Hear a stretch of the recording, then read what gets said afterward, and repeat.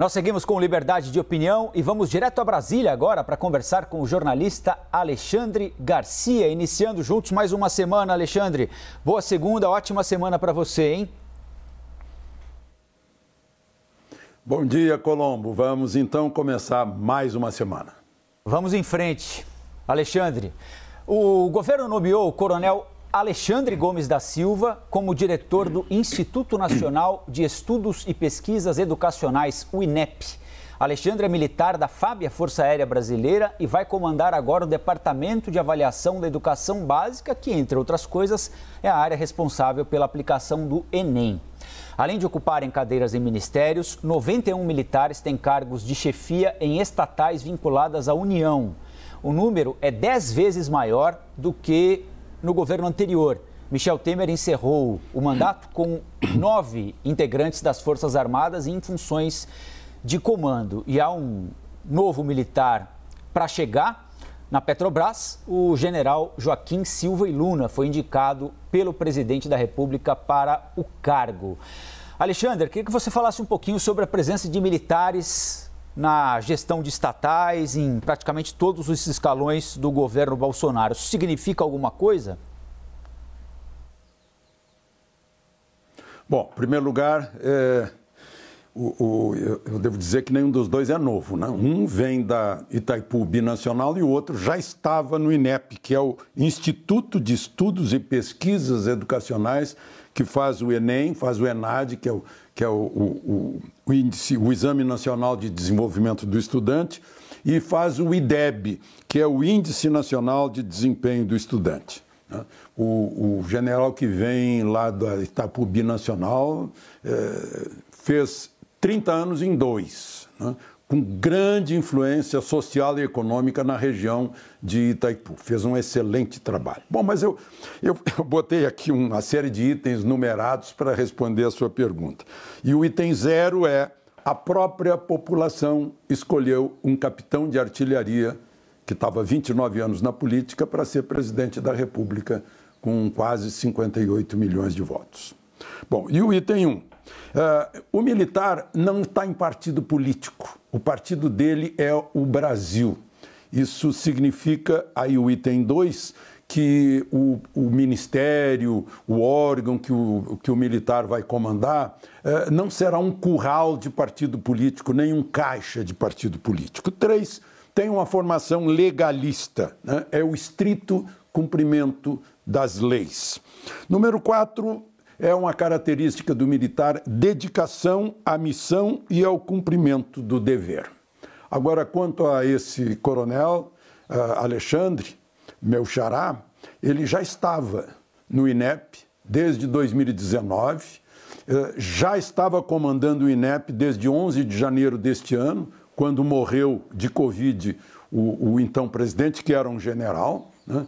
E já estava no governo Temer em 2018, quando no Palácio do Planalto ele coordenava o departamento de eventos, viagens e cerimonial. E deve ter feito um bom trabalho, porque naquela época recebeu a comenda, né, a Ordem do Rio Branco. Então, é isso. Agora, Alexandre, você certamente já deve ter visto análises parecidas, né? A gente que acredita que as Forças Armadas podem ser misturadas com o governo Bolsonaro no seguinte sentido: um insucesso do governo Bolsonaro ou de algum órgão ou ministério comandado por um militar pode tisnar a imagem das Forças Armadas. Isso é frequentemente utilizado quando alguém faz alguma análise do trabalho do general Eduardo Pazuello, que é da ativa ainda, ministro da Saúde. Bom, se ele for bem, bom para as Forças Armadas. Se ele fizer um mau trabalho, ruim para as Forças Armadas. Existirá esse vínculo na percepção da população, atribuir às Forças Armadas o sucesso ou insucesso de um dos seus integrantes no governo? Não sei se há esse vínculo na população, mas há esse vínculo nas Forças Armadas. Não é bom que um general da ativa esteja em cargo político no governo.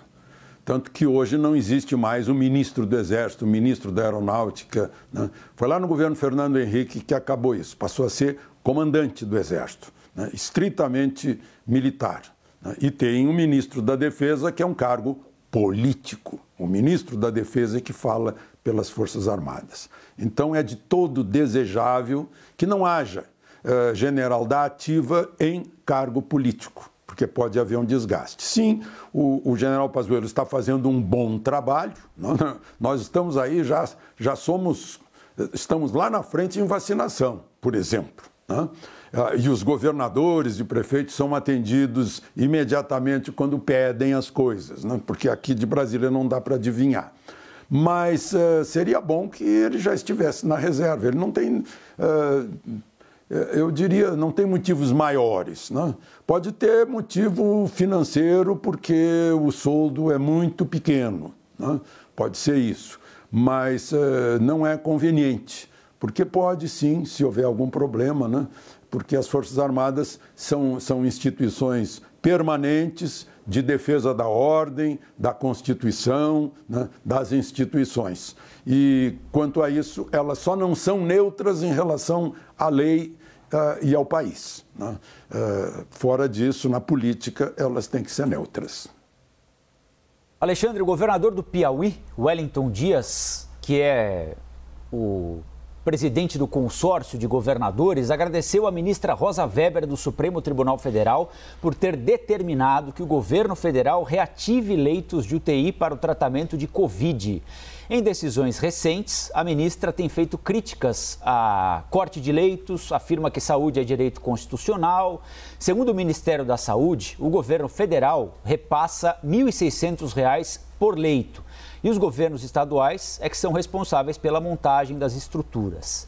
Desde 2019, o Supremo já julgou pelo menos 52 processos que colocam Planalto e estados em posições antagônicas, digamos assim.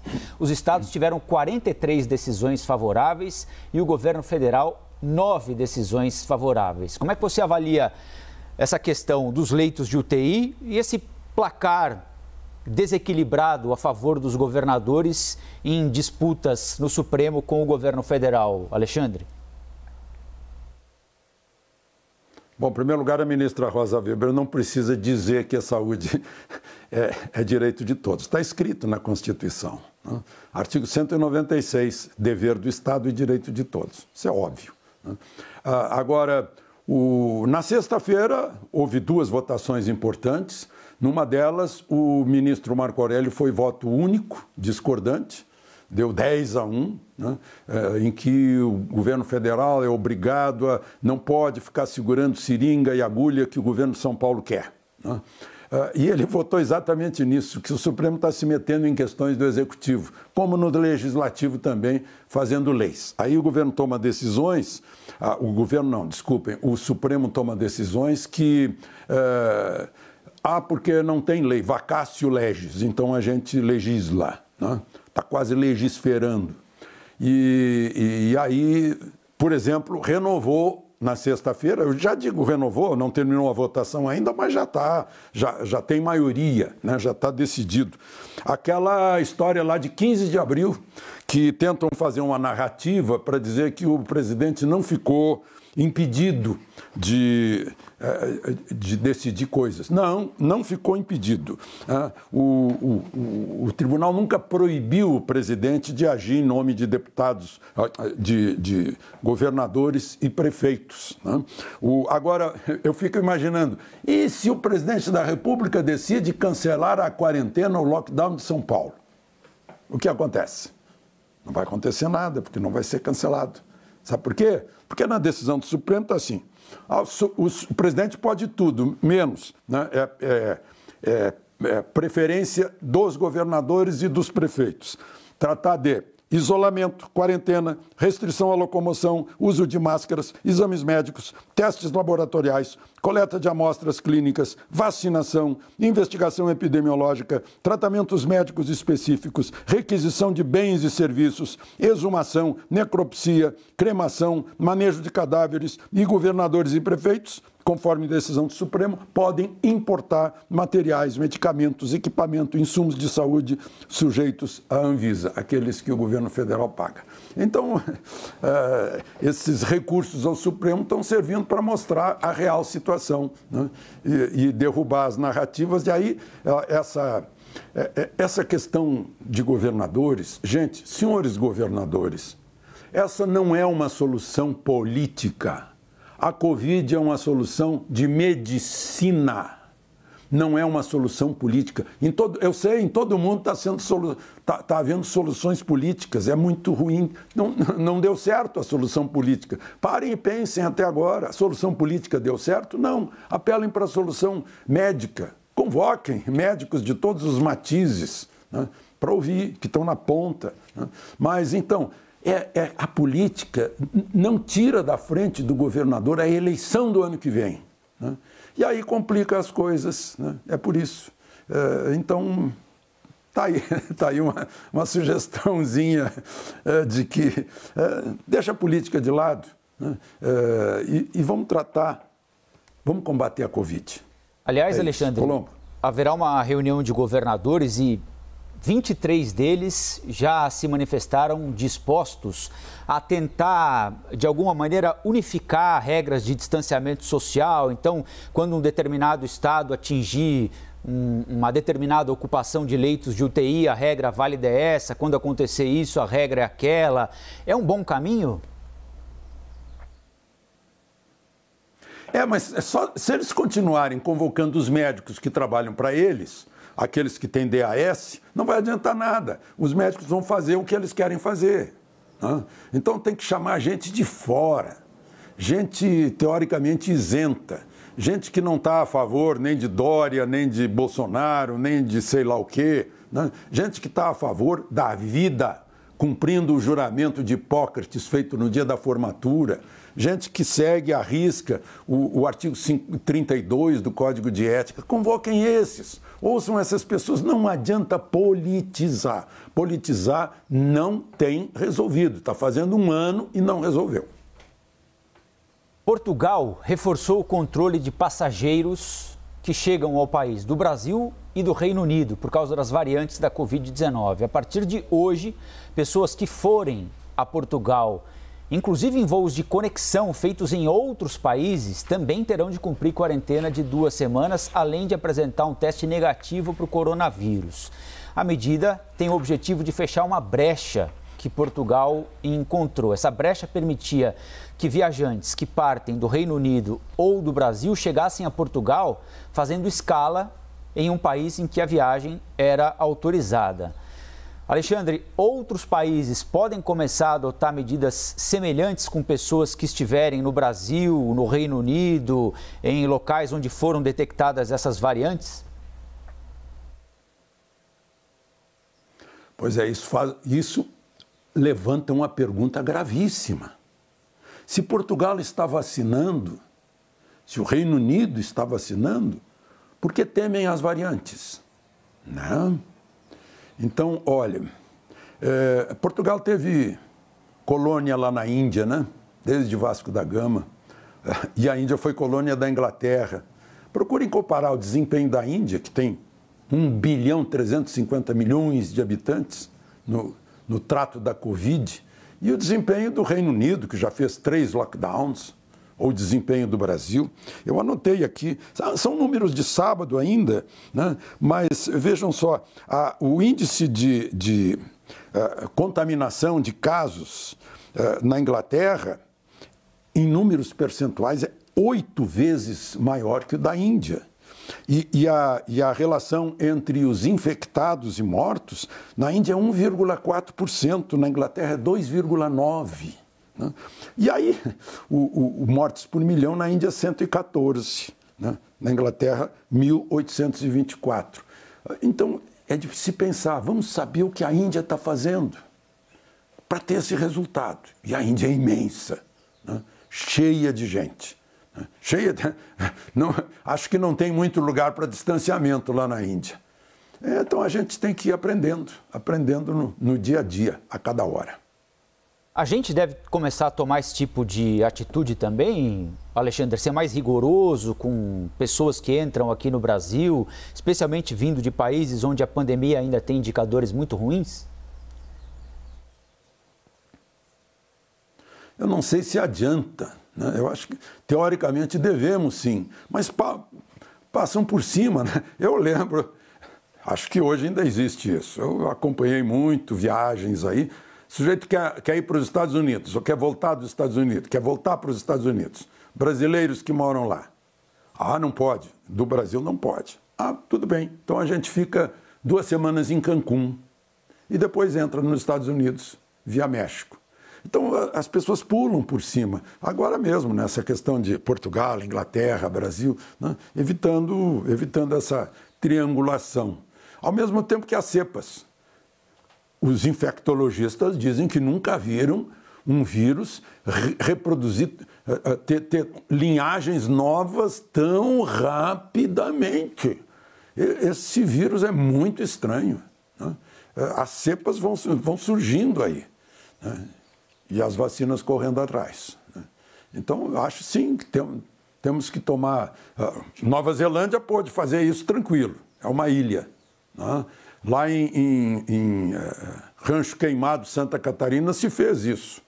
Em 1 ano, teve 2 mortes, e as 2 mortes ainda há dúvida se foi Covid mesmo, embora tenha um posto Covid num hospital fora de Rancho Queimado, num senhor de 90 anos e numa outra pessoa cheia de comorbidade. Mas dá certo, né? Fechar ajuda, mas... Fatta la legge, fatta la trampa, né? Aqui no Brasil vai se encontrar uma maneira de contornar isso. É complicado, é difícil. Por isso que eu digo, convoquem a medicina, os que estão lidando com isso no dia a dia, para ver por onde se combate a Covid. Uma comitiva do governo brasileiro foi a Israel, está em Israel, aliás, em busca de acordo para vacinas e medicamentos contra a Covid-19. A equipe tem de cumprir todas as medidas sanitárias do país, embora o chanceler Ernesto Araújo tenha sido recebido hoje pelo primeiro-ministro israelense Benjamin Netanyahu, no gabinete do primeiro-ministro. Diferentemente do Brasil, onde a comitiva foi fotografada sem máscara, o ministro de Relações Exteriores, Ernesto Araújo, foi alertado pelo chanceler israelense a colocar a máscara antes de posar para fotos. Alexandre, queria que você falasse um pouquinho dessa imagem aí, se foi um esquecimento do ministro ou se ele realmente não tem o hábito de usar a máscara e por que a comitiva estava sem máscara na porta do avião aqui no Brasil, com o presidente Jair Bolsonaro, daqui a pouquinho vai aparecer aí no vídeo, e chegando a Israel, sem o presidente Bolsonaro, que evidentemente não embarcou, está em Brasília, estava todo mundo de máscara. Se lá e aqui é exigido e obrigatório o uso de máscara, Alexandre? Fácil resposta. Será que alguém acha que eles voaram de Brasília a Tel Aviv ou a Jerusalém com máscara dentro do avião? Né? Pessoas que trabalham juntas todo dia, a maior parte aí, eu estou vendo, dá para identificar os que já tiveram Covid, é um número grande. Então vão ficar dentro do avião. Aí é hipocrisia, né? Isso acontece na casa da gente, acontece com os amigos que habitualmente a gente frequenta, com os quais a gente habitualmente conversa. E ali o ministro, obviamente, esqueceu, como eu já esqueci várias vezes. Eu estou no restaurante, claro que a gente não come de máscara, né? Naquele momento da comida em que a gente está sentado, o vírus não vem. Né? A gente tem que tirar a máscara para comer. E aí a gente levanta e esquece a máscara no bolso e põe a máscara. Né?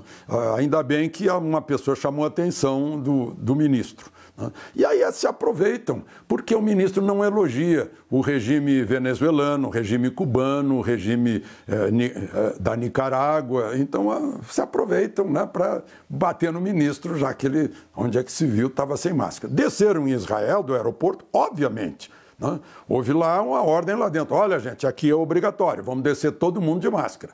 Todo mundo desceu de máscara. Todo mundo entrou no hotel de máscara. Né? Todo mundo chegou no quarto e tirou a máscara. Né? Então, vamos ver qual é a realidade e qual é aquilo que a gente sei lá, a gente acha que deveria ser, né? Aí a gente vai lá e diz, olha aí, aquele ali está sem máscara, né?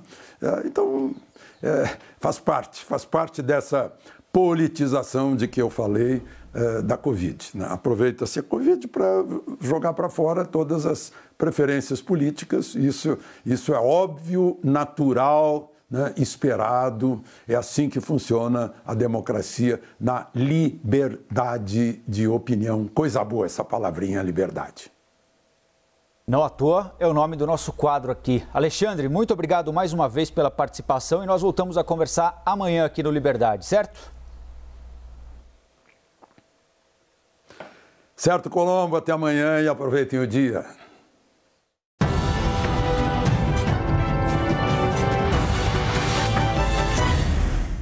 As opiniões emitidas pelos comentaristas do quadro não refletem necessariamente a posição da CNN.